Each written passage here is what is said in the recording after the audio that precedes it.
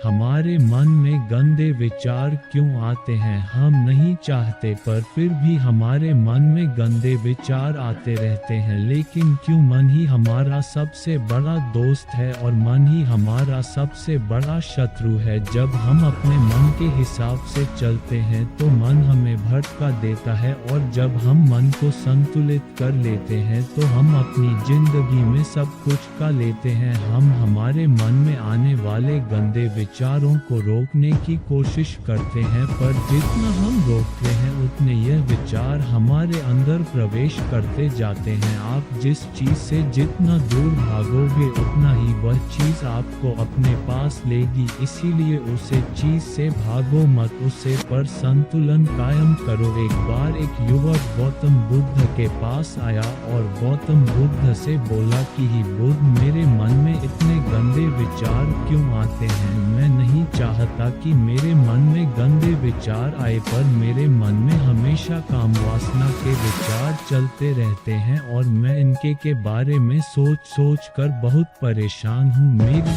ऊर्जा और समय यह सब सोचने में ही नष्ट हो जाता है, और इन सब के विचारों की वजह से मैं कभी भी शांत नहीं रह पाता और मैं हमेशा ही स्त्रियों को देखकर मोहित हो जाता हूँ। अपने आप को रोक ही नहीं पाता। बुद्ध मुस्कुराए और उन्होंने उसे युवक से पूछा, क्या तुम्हें पता है यह काम वासना होती क्या है? फिर लड़के ने उत्तर दिया और कहा, बुद्ध मैं यह तो नहीं जानता कि काम वासना होती क्या है, पर हाँ ये जो भी है बहुत बुरी चीज है। फिर बुद्ध ने उसे युवक से कहा कि सबसे पहले तो तुम यह समझना है कि प्राकृतिक रूप से जो भी चीज हमारे अंदर है वह बुरी नहीं है।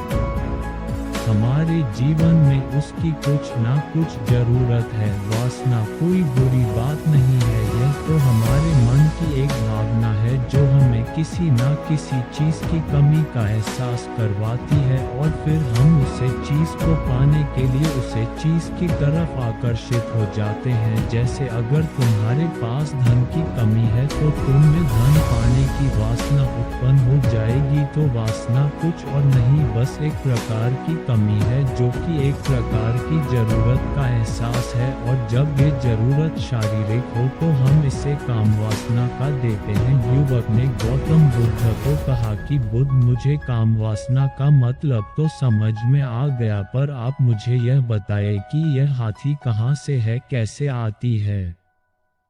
यह गौतम बुद्ध ने कहा कि काम वासना कहीं से आती नहीं है, यह तो हमारे अंदर ही होती है और इसका होना तो जरूरी भी है, तभी तो मानव जाति का विस्तार होगा। युवक ने कहा, जब यह हमारे अंदर ही है और जरूरी भी है तो फिर लोग इसे गलत क्यों बोलते हैं? बुद्ध ने कहा कि यही तो समस्या है, लोगों ने काम वासना को गलत तरीके से सोच लिया है, इसे छिपाने की दबाने की कोशिश करते हैं। काम वासना गलत नहीं है, बल्कि काम वासना का गलत तरीके से प्रयोग करना गलत बात है। लोग जिससे प्रेम करते हैं बस उसी के लिए जीने लग जाते हैं, उसे पाना ही अपना लक्ष्य बना लेते हैं और उसी के बारे में हमेशा सोचते रहते हैं, पर यह सब गलत है। बुद्ध ने योग से कहा, क्या तुम्हें पता है जानवरों में भी कम वासना होती है?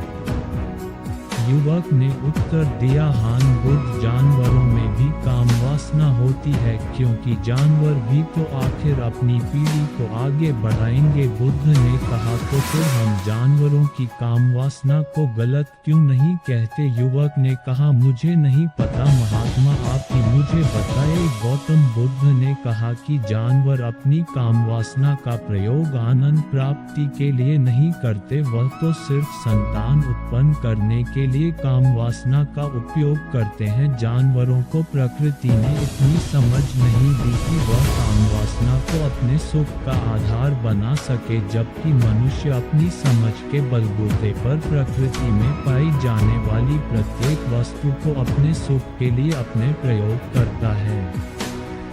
हम इंसानों ने ही काम वासना को अपने सुख का साधन बना लिया है, जबकि प्रकृति ने तो हमें अपने वंश को आगे बढ़ाने के लिए दिया था, लेकिन इंसानों ने इसे अपने जीवन का परम लक्ष्य बना रखा है, और इस तरह से काम वासना का बेलगाम हो जाना गलत है। युवक ने मुझसे पूछा, महात्मा कम वासना हम पर हावी क्यों होती है, क्यों यह बैलगाम हो जाती है। तब गौतम बुद्ध ने कहा कि सुनो, अब जो मैं तुम्हें बताऊंगा उसे तुम ध्यानपूर्वक सुनना। काम वासना का सारा खेल तुम्हें समझ जाएगा, तुम्हें तुम्हारे सारे सवालों का जवाब मिल जाएगा, बस तुम्हें ध्यान से सुनकर समझना है। फिर गौतम बुद्ध युवक को बताना शुरू करते हैं। एक बार की बात है, एक आश्रम में गुरु और उनके शिष्य रहा करते थे, जिससे रोजाना आश्रम के बाहर स्थित गांव में दीक्षा लेने के लिए जाते थे। उसे आश्रम का एक शिष्य जिस गांव में भिक्षा लेने जाता था, उसे रास्ते में एक नदी पद्धति थी जिससे रोज उसी रास्ते से भिक्षा लेने जाता था।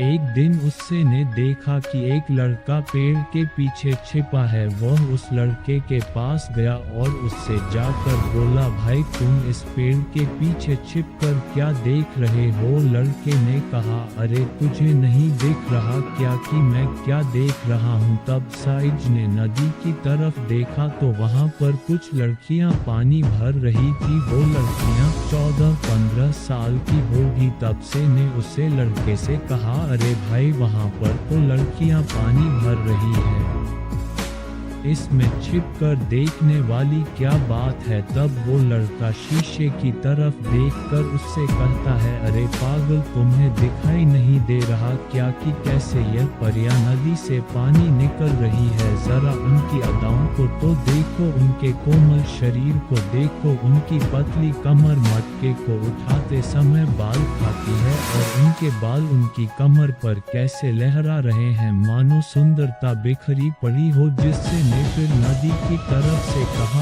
और इस बार वह इससे देखता ही चला गया। अभी तक तो कुछ भी नजर नहीं आ रहा था और वह बिल्कुल निर्भय था, उसे किसी भी बात का कोई डर नहीं था। लेकिन अब वो छिपने लगा और उन लड़कियों को देखने लगा जैसे उसने कोई अपराध कर दिया हो। और जब वो छिपकर उन लड़कियों को देख रहा था तभी वो अचानक अंदर से कौंध गया और उसने कहा कि ये मैं क्या कर रहा हूँ? मैं जो कर रहा हूँ वो सही नहीं है, मुझे यहाँ से चले जाना चाहिए। और फिर वह जल्दी से वहाँ से चला गया। वो आश्रम पहुँच जाता है। आश्रम जाकर वो अपने कार्यों में लग गया। लेकिन जो अभी वह देखकर आया था वही उसकी आंखों के सामने बार बार आ रहा था। उसके मन में वही दृश्य चल रहा था। उसका मन वही सब कुछ देखने के लिए लड़ाई हो रहा था। उसका किसी भी काम में मन नहीं लग रहा था। सुबह होते ही वह रोज जल्दी ही भिक्षा के लिए आश्रम से निकल जाता और उसे नदी के पास वाले पेड़ के पास जाता जहाँ पर वह लड़का पहले से मौजूद रहता था। उसके साथ मिलकर लड़कियों को छुप छुप कर देखता था। अब वह इससे रोज ऐसा करने लग गया। यह उसके रोज का काम हो गया। अब उसे शिष्य का मन किसी भी काम में नहीं लगता था। वो हमेशा ही किसी ना किसी प्रकार के विचार में उलझा रहता। वो आश्रम के कार्यों को भी ठीक ढंग से नहीं कर पा रहा था। ना वो ठीक से सो पाता था, ना वो ठीक से खाना खा पाता था। उसका मन बेचैन सा रहता था। उसका मन बार बार उन लड़कियों के सौंदर्य को देखने के लिए लालायित हरता था। जब गुरु भिक्षा देते तब भी उससे हिस्से का मन कहीं और विचारों में खोया रहता था। गुरु ने अपने शिष्य की इन हरकतों को बाप लिया था। तब एक दिन गुरु ने शिष्य को अपने पास बुलाया और कहा कि आज से मैं भी तुम्हारे साथ भिक्षा मांगने चलूंगा। तुम और मैं साथ साथ भिक्षा मांगने चलेंगे। तभी सज्जन गुरु को माना करते हुए बोला, नहीं गुरुदेव, आप परेशान क्यों हो रहे हो? मैं अकेला ही ठीक से भिक्षा मांग सकता हूँ। गुरु ने शिष्य से कहा कि ठीक है, तुम अकेले ही भिक्षा मांगने जाओ। जिससे तुरंत वहां से भिक्षा मांगने के लिए निकल गया। हिस्से को जाने के बाद गुरु भी आश्रम से निकल गए और शीशे का पीछा करने लगे कि वो कहाँ जाता है, कुछ मिलता है। यह सब देखने के लिए उसके पीछे पीछे चलने लगे। थोड़ी दूर जाने के बाद गुरु ने देखा कि उन उनका शिष्य एक लड़के के साथ एक पेड़ के पीछे अपराधी की तरह छिपा हुआ है और छिपकर कुछ देख रहा था। गुरु भी अपने शिष्य के पीछे जाकर खड़े हो गए कि आखिर उनका शिष्य क्या देख रहा है, जिसे देखने के लिए वो पेड़ के पीछे अपराधियों की तरह छिपा पड़ा है। गुरु ने देखा कि उनका शिष्य पेड़ के पीछे छुपकर लड़कियों को देख रहा था जो कि नदी से पानी भर रही थी। तभी गुरु ने शिष्य को कहा कि तुम क्या देख रहे हो। अपने गुरु की आवाज सुनकर वह इससे घबरा गया और उसके पसीने छूटने लगे। वह थर-थर कांपने लगा जैसे किसी चोर को चोरी करते समय रेंज हाथों पकड़ लिया हो।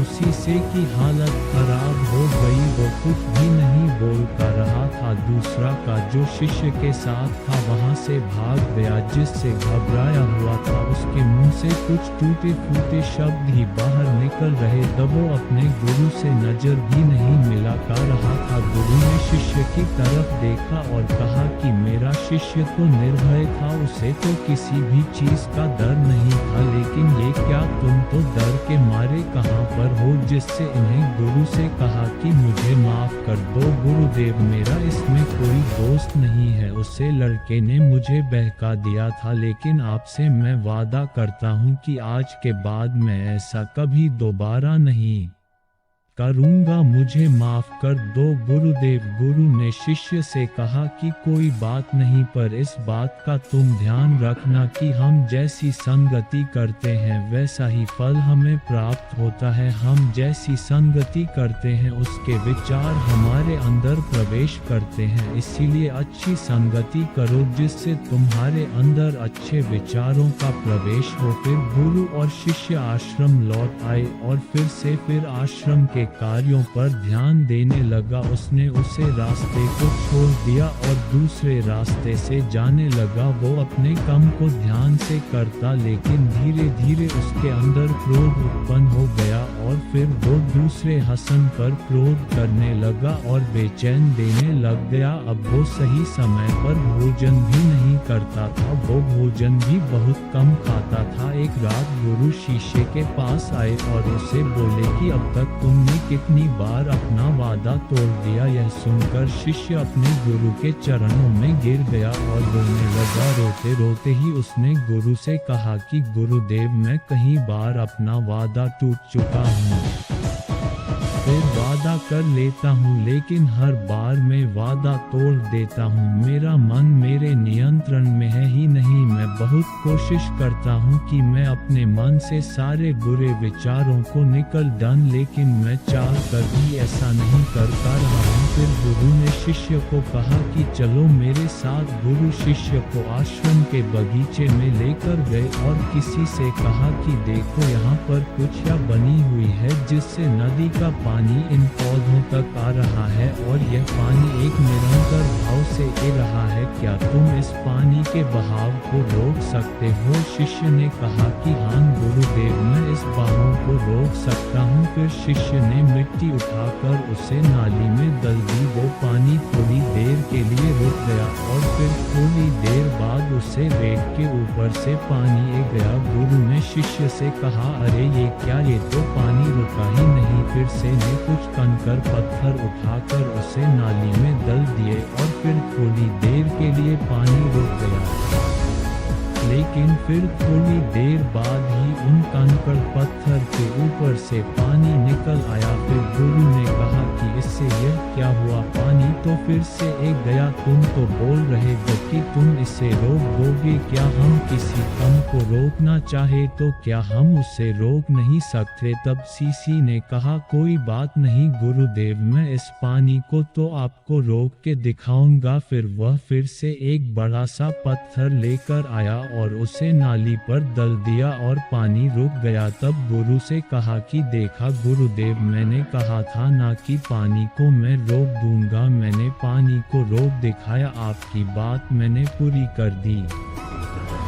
गुरु मुस्कुराए और बोले, अच्छा जरा ध्यान से देखो, पानी रुक गया क्या? वो तो पीछे की नाली तोड़कर बाहर गया और अगल बगल से बह रहा है, और ध्यान से देखो इस पत्थर की आगे भी गया और ये पानी अपना रास्ता बदल कर फिर से आगे की तरफ बह जाएगा। और फिर थोड़ी देर बाद ऐसा ही हुआ। फिर गुरु ने शिष्य को समझाया कि तुम्हारे साथ भी तो ऐसा ही चल रहा है, तुम बार बार प्रयास कर रहे हो, बड़े से बड़ा प्रयास कर रहे हो, पर हर बार तुम्हारा प्रयास टूट रहा है और यह हमेशा टूटता ही रहेगा। तुम कितना भी बड़ा पत्थर रख लो, लेकिन पानी तो अपना रास्ता बना ही लेगा। यह सब देखकर गुरु से कहा कि गुरुदेव, क्या कोई तरीका नहीं है जिससे मैं गंदे विचारों से बाहर निकल सकूं? और यह मेरे मन में आई नहीं। गुरु शिष्य को एक नदी के पास ले गए जहां से उसे बगीचे में पानी नहीं रहा था। गुरु ने शिष्य से कहा, वो पानी इसी नदी से जा रहा है, अगर हम यहीं से उसे रास्ते को बंद कर दें जहां से पानी बगीचे में जा रहा है, तब क्या हम पानी को रोक नहीं सकते? जिससे ने कहा कि हाँ गुरुदेव, अवश्य ऐसा हो सकता है।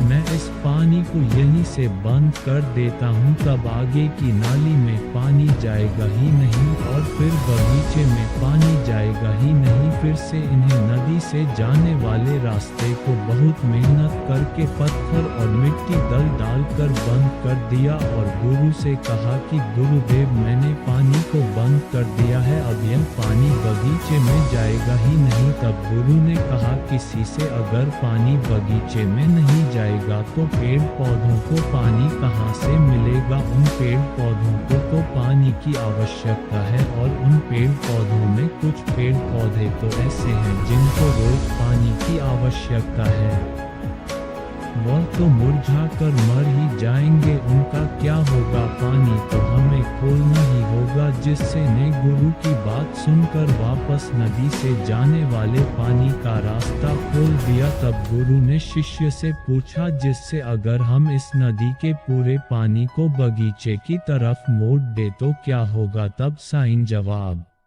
दिया कि गुरुदेव, वहाँ पर जितने भी पेड़ पौधे हैं वो गल कर नष्ट हो जाएंगे, वहाँ पर कुछ नहीं बचेगा। फिर गुरु मुस्कुराए और बोले, तुम इस बात को समझो कि हमें किसी भी चीज को रोकना नहीं है, बस हमें हमेशा संतुलन बनाए रखना है। कम पानी से भी पौधे नष्ट होते हैं और ज्यादा पानी से भी पौधे नष्ट होते हैं। हमारा जीवन संतुलन से ही चलता है। गुरु ने शिष्य से कहा कि अगर मैं तुम्हें कुछ कहूँ कि तुम आम के बारे में मत सोचो तो तुम्हारे मन में सबसे पहले किसका चित्र आएगा? शिष्य ने कहा कि गुरुदेव, मेरे मन में तो पहला चित्र आम का ही आएगा। गुरु ने कहा कि जब हम गंदे विचारों को जबरदस्ती रोकने का प्रयास करते हैं तो वह और मजबूती के साथ हमारे अंदर प्रवेश करते हैं, हमारे अंदर उठाते हैं। इसीलिए हमें उन्हें कभी भी दबाने की कोशिश नहीं करनी चाहिए। फिर गुरु ने शिष्य को जाते हुए कहा कि हमारे गंदे विचार बुरे लोगों की संगति करने की वजह से भी आते हैं। कई बार क्या होता है कि कामुकता हमारे अंदर होती नहीं है, लेकिन कुछ अश्लील लोगों के साथ रहने की वजह से ये हमारे अंदर हावी हो जाती है। फिर शिष्य ने कहा कि गुरुदेव, आप सही कह रहे हैं, मैं अपने मार्ग से भटक गया था। फिर वो शिष्य उसे रात बहुत ही चैन की नींद सोया। सुबह अपने कार्यों को पूरे मन से किया और फिर सुबह वो भिक्षा लेने के लिए उसी रास्ते से गया जहां वह लड़का आज भी पेड़ के पीछे छुपकर उन लड़कियों को देख रहा था। वो शिष्य नदी पर गया जहां वह लड़कियां पानी भर रही थी। उसने उन लड़कियों से पानी मांगा। उन लड़कियों में से एक लड़की ने उसे पानी पिलाया और उसे सन्यासी शिष्य के चरण छुए। शिष्य ने उसे आशीर्वाद दिया कि तुम्हारा कल्याण हो, जिससे का मन सकारात्मक ऊर्जा से भर गया। उसके चेहरे पर मुस्कान आ गई थी।